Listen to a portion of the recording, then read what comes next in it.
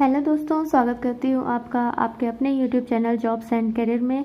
तो आज हम करेंगे एक्सरसाइज 8.1 के कुछ बचे हुए क्वेश्चंस। तो क्वेश्चन नंबर 11 से स्टार्ट करते हैं। क्वेश्चन नंबर 11 में कहा गया है कि the area of an expanding rectangle is increasing. जो एरिया है एक्सपेंडिंग रेक्टेंगल मतलब रेक्टेंगल है वो बड़ा होता जा रहा है, उसका जो एरिया है वो भी इंक्रीज होगा at the rate of 48 centimetre square per second. 48 centimetre square per second के हिसाब से the length of the rectangle is equal to the square of its breadth. और लेंथ है वो इसकी ब्रेथ के स्क्वायर के बराबर है। At what rate is the length increasing at the instant when the breadth is 4.5 centimetre. तो आपको बताना है कि लेंथ में क्या इंक्रीज होगा अगर जब ब्रेथ 4.5 सेंटीमीटर हो। ठीक है, तो सबसे पहले हम स्टार्ट करते हैं। हमें क्या क्या गिवन है, हमें देखिए एक चीज़ गिवन है कि जो लेंथ है वो ब्रेथ का डबल है। ठीक है, तो हम ये लिखते हैं late length of rectangle. Length को हमने मान लिया x,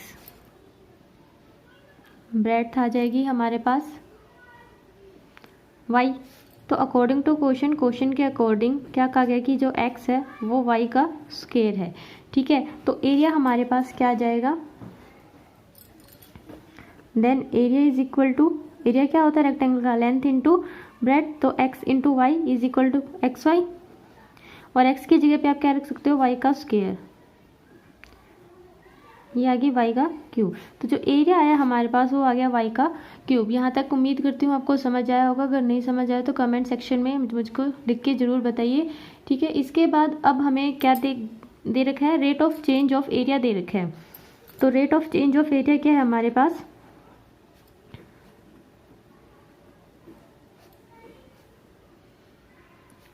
with respect to time।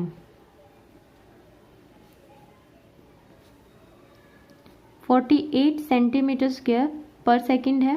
तो इसके बाद इसका मतलब rate of change of area यानी कि D A with respect to time, D A upon D T की वैल्यू क्या आ गई हमारे पास 48 आ गई। अब हमारे पास एरिया क्या था, एरिया देखिए ये वाई की क्यूब था, तो यहाँ पे हम क्या लिखेंगे, D upon D T into Y का क्यूब इज इक्वल टू 48। जब हम इसका डेरिवेटिव करेंगे तो क्या आएगा हमारे पास 3y square D Y into D T is equal to 48। और D Y upon D T की वैल्यू जब हम निकालेंगे तो ये हमारे पास आ जाएगी 16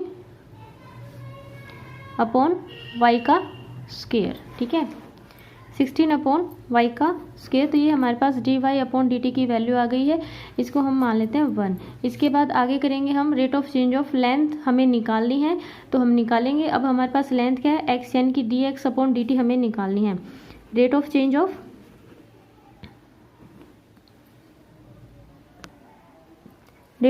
ऑफ लेंथ हमें निकालनी है, D x upon D T is equal to, अब देखिए x क्या था हमारे पास, y का स्क्वायर। ठीक है, तो x क्या था, y का स्क्वायर, यानी d upon D T into Y का स्क्वायर। ये क्या आ जाएगा हमारे पास 2y into D Y upon D T. और D Y upon D T की वैल्यू हम ऊपर निकाल के आए हैं कि 16 अपॉन वाई का स्क्वायर। तो इसकी जगह पे हम क्या लिख सकते हैं, 16 अपॉन वाई स्क्वायर। तो ये हो जाएगा 2y into 16 upon Y square, यह आ जाएगी 32 अपॉन वाई। ठीक है, अब 32 अपॉन वाई यानी कि लेंथ, ये हमारे पास ब्रेथ है और ब्रेथ उसने कहा था कि अगर 4.5 सेंटीमीटर हो तो आप ये बताइए कि इंक्रीज ऑफ लेंथ क्या होगा। तो यहाँ पर आपको निकाल देनी है 32 अपॉन, उसने ब्रेथ दी थी 4.5, तो ये आ जाएगी हमारे पास, ये पॉइंट ऊपर चला जाएगा, ये आ जाएगी 7.11 सेंटीमीटर पर सेकेंड। तो जो इंक्रीज होगा वो हमारे पास लेंथ में इतना होगा। ये आपका आ गया आंसर। इसके बाद करते हैं हम नेक्स्ट क्वेश्चन, क्वेश्चन नंबर 12। इसके बाद करते हैं क्वेश्चन नंबर 12। क्वेश्चन नंबर 12 में क्या कहा गया है, इसके बाद है क्वेश्चन नंबर 12। क्वेश्चन नंबर 12 में कहा गया कि एक स्टोन, एक पत्थर फेंका जाता है एक शांत झील में। शांत झील में एक पत्थर फेंकोगे तो कुछ इस तरह से वेव्स बनेंगी।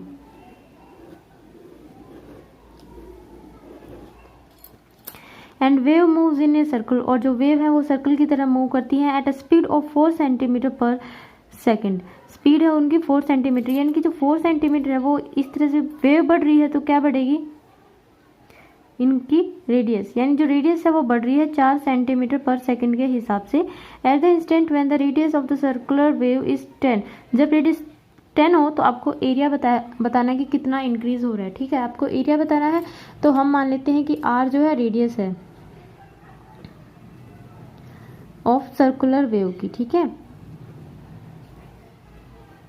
और a हमने इसका एरिया मान लिया तो a कितना हो जाएगा पाई r की स्क्वायर। और हमें चेंज इन एरिया निकालना है ना, इंक्रीजिंग में आप चेंज इन एरिया निकालोगे तो D A upon D T, तो D A upon D T यहाँ से कितना आ जाएगा 2 pi r into D R upon D T.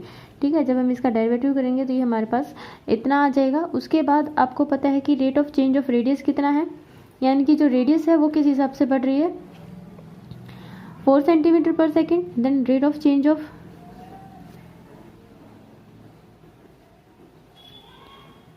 Radius of wave,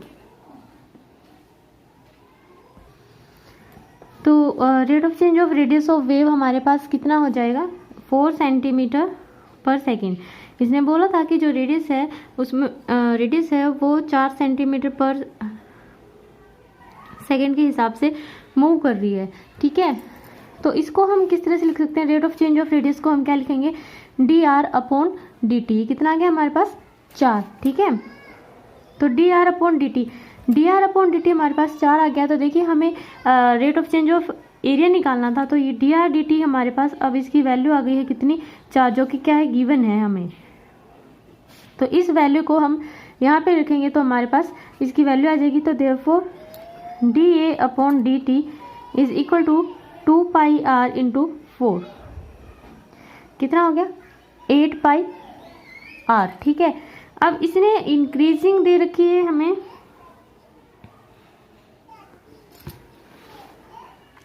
यहाँ देखिए eight the instant when the radius of the circle, जब रेडियस कितनी हो 10 हो, तो आप बताइए एरिया कितना होगा, यानी कि रेडियस इसने कितनी दे रखी है जब रेडियस 10 हो, रेडियस 10 हो तो rate of change of area हमें निकालना है, तो वो कितना हो जाएगा हमारे पास 80 पाई सेंटीमीटर स्क्वायर पर सेकेंड। ठीक है स्टूडेंट्स, इसके बाद करेंगे हम क्वेश्चन नंबर 13। इसके बाद है next question, question number 13। Question number 13 में कहा गया है कि ए मैन 160 सेंटीमीटर टॉल, एक आदमी है 160 सेंटीमीटर लंबा है, वॉक्स अवे चलता है दूर from a source of a light, एक लाइट के सोर्स से, यानी कि एक आदमी है जो इस मान लेते हैं हम लाइट का सोर्स, यानी कि पोल हमने ये ले लिया तो वो इससे दूर जा रहा है। At a pole of 6 metre height, जो खंबा है वो 6 मीटर लंबा है। At the rate of 1.1 metre per second, यानी कि जब आदमी चलता है तो किस रेट से चलता है 1.1 मीटर पर सेकेंड के हिसाब से वो जा रहा है। हाउ फास्ट, कितनी fast is the length of his shadow, उसकी जो परछाई है उसकी लेंथ इंक्रीज होगी अगर वो 1 मीटर दूर है पोल से। ठीक है, अगर वो 1 मीटर दूर है किससे पोल से, तो हमें निकालनी है लेंथ ऑफ शेडो। तो इसने जो दे रखा है, यानी कि हम मान लेते हैं कि ये डिस्टेंस है, आदमी यहाँ से यहाँ पहुँच गया तो हमने ये मान लिया कि ये x है। ठीक है, और ये उसकी शेडो, अगर इंसान यहाँ पे खड़ा है तो उसकी शेडो, लाइट पीछे है तो शेडो कहाँ पे बनेगी आगे बनेगी, आगे बनेगी तो हमने इसको क्या मान लिया y मान लिया। ठीक है, यानी कि लेंथ ऑफ शेडो हमारे पास क्या मान ली हमने y मान ली, और जो इसने गिवन यानी कि किस रेट के हिसाब से चल रहा है वो dx अपॉन dt उसने कितना दे रखा है 1.1 मीटर पर सेकेंड दे रखा है। आगे हमने OB पोल को 6 मीटर OB नाम दे दिया, और PQ हमारे पास आदमी है। ठीक है, यानी कि ये हमने आदमी की लेंथ ली है 160 सेंटीमीटर उसने क्वेश्चन में दे रखा था, इसको मैंने मीटर में चेंज किया 1.6 मीटर आ गया। इसके बाद हमें हमारा जो एम है वो है लेंथ ऑफ शेडो निकालने का। तो देखिए आगे हम क्वेश्चन करते हैं। तो फिगर से ही हमें पता चल रहा है कि ये दोनों जो ट्रायंगल्स है वो कैसी है, सिमिलर है। ठीक है, तो सिमिलर है तो इनमें सिमिलर ट्रायंगल्स की प्रॉपर्टी लग जाएगी जो आपने 10th क्लास में पढ़ी होंगी, शायद 6 चैप्टर है 10th क्लास का।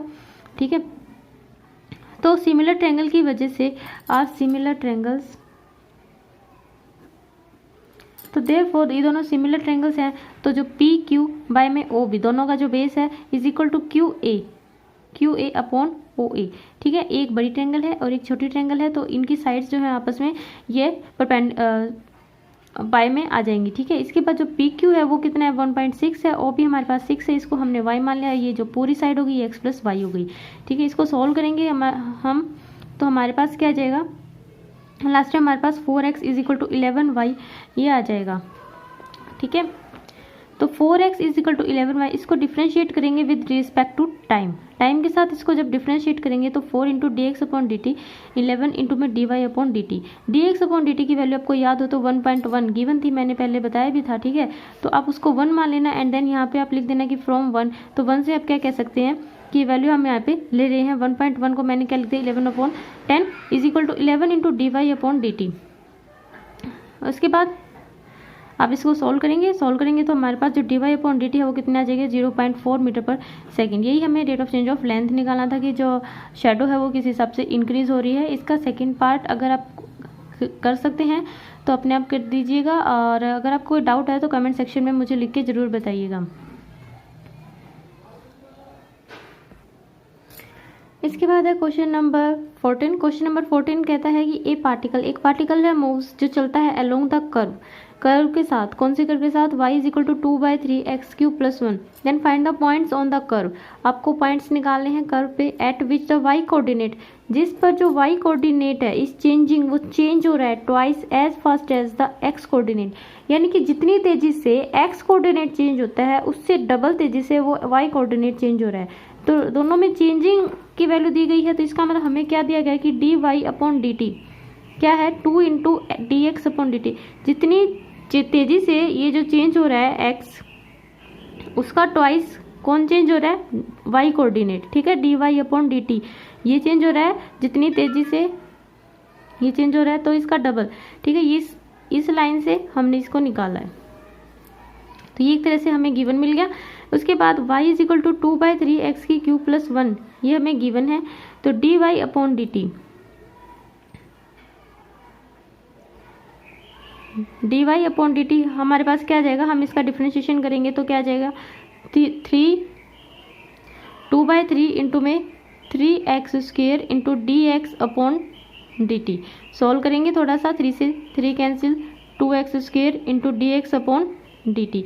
अब देखिए d Y upon D T की वैल्यू हमें गिवन है 2 into D x upon D T, तो D Y upon D T की जगह हम इसकी वैल्यू रखेंगे 2 into D x upon D T is equal to 2x² into D x upon D T.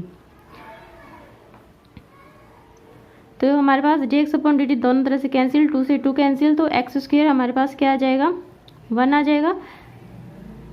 ठीक है, x² हमारे पास क्या आ जाएगा 1 आ जाएगा, यानी कि जो x की वैल्यू है वो या तो प्लस का 1 या माइनस का 1। जब x 1 होगा तो when x is equal to 1, जब x 1 होगा तो y की वैल्यू क्या रहेगी, y कोऑर्डिनेट की वैल्यू क्या रहेगी, y इज इक्वल टू 2/3। इस x की जगह क्या रखोगे 1 का स्क्वायर प्लस 1, कितना आ जाएगा 2/3 प्लस 1 इज इक्वल टू 5/3। इसी तरह से x को -1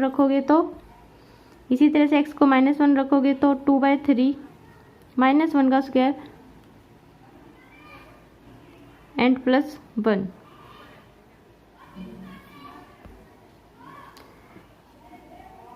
-1 का क्यूब है, यहाँ पे भी क्यूब है, तो ये आ जाएगा -2/3 एंड ये प्लस 1, तो ये आ जाएगा हमारे पास 1/3। यानी कि जो पॉइंट्स आए पहले x के लिखे जाएंगे 1/3 एंड 5/3। ठीक है, तो ये हमारे पास पॉइंट्स आ गए हैं। इस तरह से आप x कोऑर्डिनेट, तो देखिए ये हमारे पास पॉइंट्स आ गए हैं y के। ठीक है, अब आपको कोऑर्डिनेट्स लिखने हैं, तो हम कोऑर्डिनेट्स कैसे लिखेंगे, पहले x का लिखेंगे 1/3 जिस x के लिए आया था, यानी कि एक तो ये -1 एंड 1/3 ये मैं कोऑर्डिनेट लिख रही हूँ, और दूसरा जब हमारे पास x 1 था तो हमारे पास y का कोऑर्डिनेट कितना आया था 5/3, तो 1 एंड 5/3, तो ये हमारे पास कोऑर्डिनेट्स जो उसने पूछे थे। ठीक है, इसके बाद करेंगे क्वेश्चन नंबर 15। इसके बाद है नेक्स्ट क्वेश्चन नंबर 15, बहुत ही आसान सा question. The radius of a cylinder की जो रेडियस है इज इंक्रीजिंग, सिलेंडर की जो रेडियस है is increasing at the rate of 2 centimetre per second 2 centimetre पर सेकंड के हिसाब से इंक्रीज हो रही है, और जो इसका एल्टीट्यूड है यानी कि जो हाइट है वो डिक्रीज यानी कि घट रहा है रेट ऑफ 3 सेंटीमीटर पर सेकंड के हिसाब से। आपको rate of change of volume निकालना है। अगर रेडियस आपको 3 सेंटीमीटर गिवन हो और एल्टीट्यूड आपको 5 सेंटीमीटर गिवन हो तो ठीक है, यानी कि अगर हम रेडियस को r मान लें, एल्टीट्यूड को h मान लें, तो rate of change in r, rate of change increasing at the rate of 2 centimetre पर सेकंड, इंक्रीजिंग है तो ये dr/dt हमारे पास क्या जाएगा 2 आ जाएगा। वही एल्टीट्यूड में क्या है डिक्रीजिंग है तो इसलिए माइनस का साइन यानी कि माइनस का 3 dh/dt हमारे पास कितना आ गया माइनस का 3। इसके बाद हमें क्या निकालना है, मेन एम है हमारा वॉल्यूम का। देन वॉल्यूम ऑफ सिलेंडर क्या होती है πr²h, तो डिफरेंशिएशन करेंगे dv/dt d/dt into πr²h। u और v का आपको फॉर्मूला याद होगा। u इंटू वी के लिए पहले जब आपको दो चीज़ें डिफरेंशिएट करनी होती है तो एक बार एक का करते हैं और दूसरी को कांस्टेंट रखते हैं, फिर दूसरी का करते हैं और पहले को कांस्टेंट रखते हैं। तो इसी मेथड को हम अप्लाई करेंगे तो ये पाई बाहर आ जाएगी, ठीक है। अब r का r² का करेंगे तो 2r इंटू dr/dt, और ये h ऐसे का ऐसे, उसके बाद r² को ऐसे का ऐसे रखेंगे और h का डिफरेंशिएशन करेंगे dh/dt से, ठीक है। इसको सोल्व आउट करेंगे तो ये हमारे पास dr/dt, ये वैल्यू देखिए हमें गिवन थी यहाँ पर कितनी 2, तो ये 2 लिख देंगे। dh/dt हमें गिवन है यहाँ पे -3, तो इसको -3 लिख देंगे। तो dv/dt हमारे पास इतना आ जाता है। उसके बाद जैसे कि क्वेश्चन में कहा था कि अगर रेडियस 3 हो और एल्टीट्यूड 5 हो तो आपको rate of change of volume निकालना है, यानी कि इसमें आपको सिंपली वैल्यू पुट करनी है। Rate of change of volume आपके पास आ जाएगा। अगर आपकी रेडियस 3 है और हाइट कितनी है 5 है तो 3 5 यहाँ पे रखिए और यहाँ पे 3 रखिए और ये आपके पास आंसर आ गया 33 पाई सेंटीमीटर क्यूब पर सेकंड के हिसाब से जो rate of change in volume वो आएगा, ठीक है। इसके बाद है क्वेश्चन नंबर 16, वो देखते हैं। हेलो दोस्तों, स्वागत करती हूँ आपका आपके अपने YouTube channel jobs and career में। तो आज हम करने वाले हैं क्वेश्चन नंबर 16। क्वेश्चन नंबर 16 देखिए क्या कहता है, water is dropping out from A conical funnel.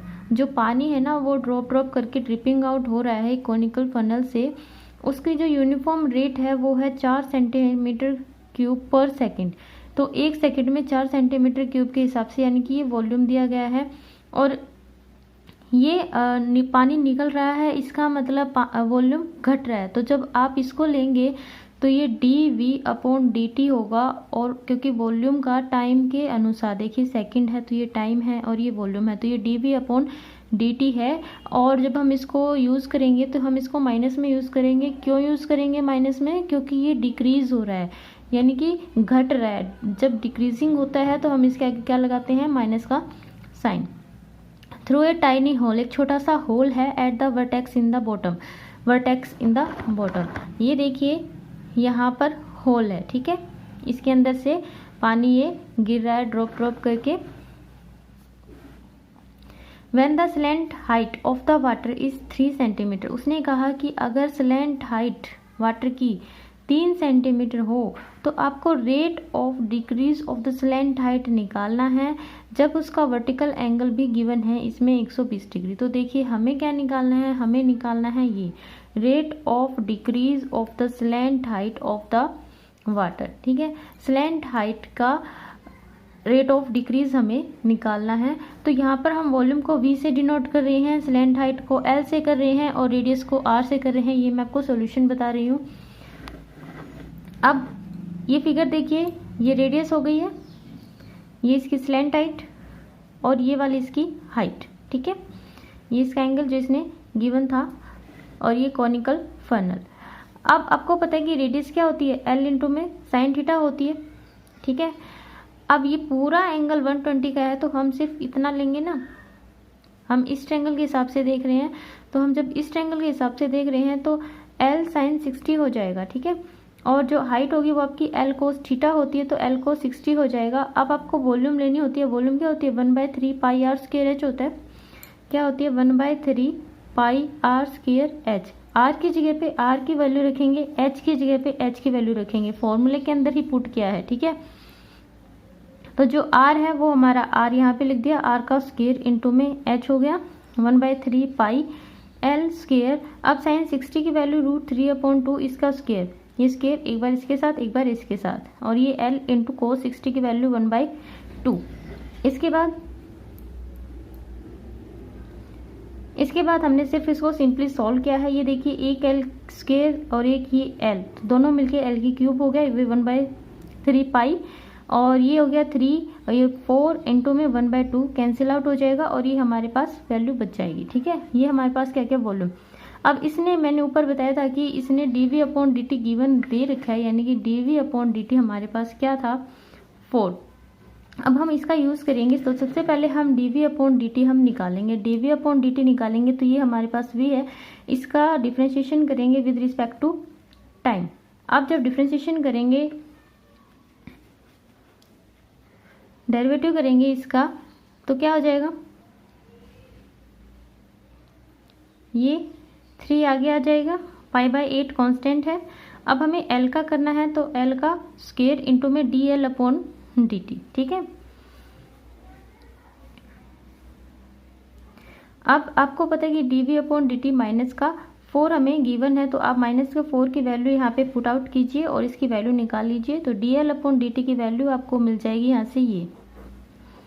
अब आपको सिर्फ इसमें, इसने कहा था कि स्लैंट हाइट कितनी है, अगर 3 है तो, अगर 3 है तो आपको निकालना है, तो यहाँ पर 3 की वैल्यू रखेंगे इसमें, तो 3 का स्क्वायर हो जाएगा 9, और जब आप इसको काटेंगे तो ये इस तरह से, काटना नहीं है, 9 3 27 पाई इसका आंसर आ जाएगा। ठीक है, ये इसका आंसर आ गया। ये हो गया क्वेश्चन नंबर 16। इसके बाद हम करेंगे क्वेश्चन नंबर 17।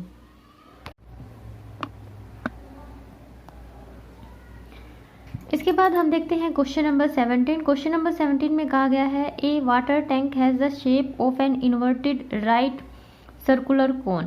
एक वाटर टैंक है जिसकी शेप कैसी है, इन्वर्टेड राइट सर्कुलर कोन की जैसी है, विद इस axis vertical and vertex lower most, और जो इसके वर्टेक्स है वो नीचे की तरफ है। It's semi vertical angle is tangent inverse 0.5। जिसका सेमी वर्टिकल एंगल है वो आपको गिवन है कितना, tangent inverse 0.5। Water is poured into it, water इसमें डाला जाता है at a constant rate of 5 cubic metre per hour. यानी कि ये आपको यहाँ पे वॉल्यूम बताया गया, देखिए क्यूबिक मीटर यानी कि 5 मीटर क्यूब पर आवर, 1 घंटे में 5 मीटर क्यूब के हिसाब से कांस्टेंट रेट है जिसमें जो पानी डाला जा रहा है उसका। Then find the rate at which the level of the water is rising. आपको वो रेट निकालना है जिस रेट से जो लेवल है पानी का वो बढ़ रहा है। एट द इंस्टेंट, जब पानी की जो डेप्थ है वो कितनी है 4 मीटर, यानी कि ये एक तरह से आपको हाइट दे दी गई है। यहाँ पर आपको एक एंगल भी दिया गया था और यहाँ पर आपको dv/dt भी दिया गया है। देखिए वॉल्यूम और टाइम, ये वॉल्यूम पर आवर। ठीक है, अब हम देखते हैं इसको कैसे निकालेंगे हम। सॉल्यूशन देखिए, रेडियस मैंने r से डिनोट किया है, हाइट s से, थीटा से मैंने एंगल, जो इसने एंगल दे रखा था ना सेमी वर्टिकल एंगल, वो एंगल है, और v से वॉल्यूम को। तो हमें पता है कि टेंजेंट थीटा क्या होता है, r/h होता है। ठीक है, अब टेंजेंट थीटा को मैंने r/h ले लिया, इस एंगल को मैंने क्या ले लिया, r/h ले लिया, तो ये कौन सा टेंजेंट बन गया। ठीक है, टेंजेंट थीटा कहलाएगा। Then theta is equal to tangent inverse r/h, और यही आपको गिवन भी था कि इस थीटा की वैल्यू कितनी है, टेंजेंट इनवर्स 0.5। ठीक है, तो 0.5 है, तो मैं इस थीटा की जगह इसकी वैल्यू रख सकती हूँ। तो tangent inverse r/h is equal to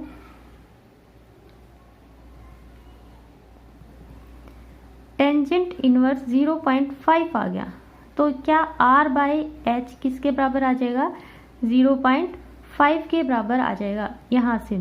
तो r/h मेरा कितना आ गया, 0.5 आ गया। यहाँ से मैंने r की वैल्यू निकाली। r की वैल्यू क्यों निकाली, वॉल्यूम, क्योंकि हमारे पास एक चीज dv/dt भी क्या है, गिवन है, dv/dt भी गिवन है। तो अगर dv/dt भी गिवन है तो मैं यहाँ से वॉल्यूम निकालूंगी फॉर्मूले से 1/3 पाई r²h। जब मैं यहाँ से वॉल्यूम निकालूंगी तो वॉल्यूम मेरे पास ये आ जाएगा, सिंपल सॉल्व करके। यहाँ पे r की जो वैल्यू यहाँ पे निकाली थी, यहाँ में इसमें r की वैल्यू रखी। इसके बाद आपको पता है कि हमें dv/dt यानी कि rate of change of volume हमें गिवन है कितना, 5 मीटर क्यूब पर आवर के हिसाब से। यहाँ पर हम वैल्यू रखेंगे किसकी, वॉल्यूम की, जो हमने ऊपर निकाली थी, और इसको डिफ्रेंशिएट करेंगे। जब हम इसको डिफ्रेंशिएट करेंगे तो हमारे पास ये वैल्यू आ जाएगी। अब उसने कहा था कि जब आपको डेप्थ 4 है, जब डेप्थ 4 है तब आपको लेवल ऑफ वाटर बताना है राइजिंग में, ठीक है। तो यानी कि वो भी एक तरह से dH/dt मेरे पास यहाँ से मैंने dH/dt निकाला है, ये कितना आ गया 20/πh² आ गया, ठीक है। जब हाइट 4 होगी तो आपको इसकी हाइट में परिवर्तन होगा जो बताना है। तो dH/dt मेरे पास ये आ गया। अब मुझे इसमें h की जगह कितनी वैल्यू रखनी है 4, ठीक है, 4 रखनी है। तो यहाँ पे 4 रख के इसका आंसर हम निकालेंगे। तो ये मेरे पास क्या आ गया, rate of change of water level. Okay students, इसके बाद है क्वेश्चन नंबर 18। कुछ मिलता हुआ क्वेश्चन है। देखिए, एक कॉनिकल वेसल है जिसकी हाइट कितनी है 10 मीटर है और radius of whose base is 5 metre, और रेडियस है बेस की कितनी 5 मीटर है, is being filled with water at the uniform rate of 1.5 metre cube per minute. ये क्या गिवन है आपको, dV/dt, ठीक है। और हाइट आपको कितनी गिवन है 10, रेडियस आपको कितनी गिवन है 5 मीटर। आपको क्या निकालना है, rate at which the level of the water in the vessel is rising. अब आपको क्या निकालना है, रेट निकालना है लेवल का जिसमें वाटर बढ़ रहा है। और जब आपकी डेप्थ कितनी होगी 4 मीटर होगी, यानी कि आपको बाद में यहाँ पर h कितनी रखनी होगी 4। उसके बाद बिल्कुल पिछले क्वेश्चन की तरह ही हमें ये क्वेश्चन करना है। थोड़ा सा बस इसमें जब हम r निकालते हैं तो उसका मेथड यहाँ पे थोड़ा सा अलग हो जाएगा। देखिए, रेडियस 5 गिवन थी, हाइट 10 गिवन थी, dV/dt भी इसमें गिवन था। इसको मैंने थोड़ा सा सॉल्व कर लिया। ये 3/2 मीटर क्यूब पर मिनट आ गया, ठीक है। अब देखिए, ये दोनों ही ट्रायंगल्स OCA और DEA, ये छोटी वाली और ये बड़ी वाली ट्रायंगल क्या है, आपस में सिमिलर होती हैं, पता है ना। तो सिमिलर होंगी तो जो इनका रेशो होगा वो भी क्या होगा, सेम होगा। और रेशो का सेम होगा तो इसमें वैल्यूज पुट करेंगे और यहाँ से हम वैल्यू निकालेंगे r की। अब r की वैल्यू जब हमारे पास आ जाएगी तो हम क्या निकालेंगे, वॉल्यूम निकालेंगे। और वॉल्यूम निकालने के बाद हम इसका डिफ्रेंशिएशन कर देंगे with respect to time. With respect to time जब हम इसका डिफ्रेंशिएशन करेंगे तो वो देखिए आपका इस तरह से आ जाएगा, ठीक है। और यहाँ से फिर मैंने dH/dt की वैल्यू निकाल ली, क्योंकि हमें राइजिंग चाहिए था वाटर लेवल में कितना निकालना है, तो वही हमें यहाँ से पता चलेगा dH/dt से। क्योंकि जैसे जैसे लेवल बढ़ेगा या लेवल घटेगा तो क्या कौन बढ़ेगा, हाइट। कौन बढ़ेगी, हाइट बढ़ेगी ना। तो विद रिस्पेक्ट टू टाइम हमें यही चाहिए था, तो ये मैंने यहाँ से निकाल लिया। अब बस मुझे जब हाइट 4 हो जाएगी ना तो इसकी वैल्यू चाहिए। तो हाइट 4 है तो हाइट 4 रख देंगे यहाँ पे और ये हमें इसकी वैल्यू मिल जाएगी, rate of increase in water level. तो ये हो गई है आपकी एक्सरसाइज 8.1 कंप्लीट। और अगर आपको वीडियोस अच्छी लगी है तो कमेंट सेक्शन में जाके मुझे ज़रूर बताइएगा। And please like and subscribe my channel jobs and career.